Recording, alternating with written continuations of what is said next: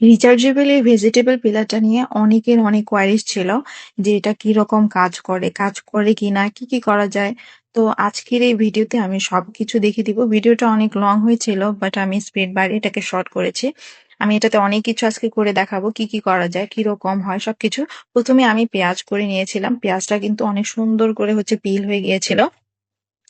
একে একে করে কিন্তু আমি রসুনও দেখিয়ে দিব। রসুনও এটাতে কিন্তু আমি দেশি রসুন দিয়েছি। এর আগে আমি বড় রসুন দিয়ে করেছিলাম। তো অনেকে জিজ্ঞেস করেছিল যে দেশি রসুন হবে কিনা, তো আমি দেশি রসুনটাও দেখিয়ে দিচ্ছি।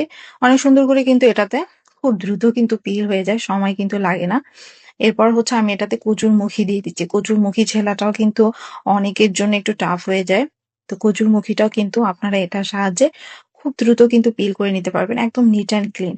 খুব বেশি সময় লাগে না, জাস্ট 1 মিনিট একটু যদি প্রেস করেন 2-3 বার, দেখবেন যে খুব সুন্দর করে কিন্তু এটাতে পিল হয়ে আসে। একে একে করে আমি সবকিছু দেখিয়ে দিচ্ছি।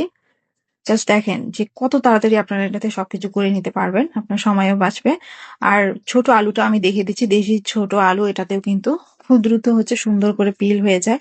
তো যাদের কাজের বুয়া নেই বা কাজের বুয়া নিয়ে খুব ভেজাল, তারা কিন্তু এই প্রোডাক্টটা নিলে আপনাদের অনেক কাজ সহজ হয়ে যাবে। দেখেন দেশি আলুগুলো কিন্তু সুন্দর করে পিল হয়ে যাচ্ছে। বেশি না, 2-3 বার প্রেস করলেই কিন্তু একদম নিট অ্যান্ড ক্লিন। আর সব খসাগুলো কিন্তু আপনার নিচে গিয়ে জমা হচ্ছে। ঠিক আছে, দেখেন একদম কিন্তু ক্লিন হয়ে গেছে। আর এটা রিচার্জেবল হওয়ার কারণে কিন্তু আপনার বারবার প্লাগ ইনের কোনো ঝামেলা নেই। আর এক চার্জে কিন্তু টানা 1 ঘন্টার বেশি ইউজ করা যায়। এটা আসলে অনেক ইউজফুল। তো হাতের কাছে থাকলে এটা খুব সহজে কিন্তু যে কোনো সময় ইউজ করা যায়। আমি এটাতে বড় আলু করে দেখিয়ে দিচ্ছি, বড় আলুগুলোও কিন্তু সুন্দর করে পিল হয়ে যাচ্ছে।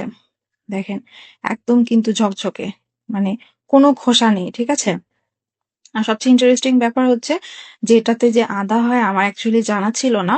তো আজকে আদাটাও করে ফেললাম।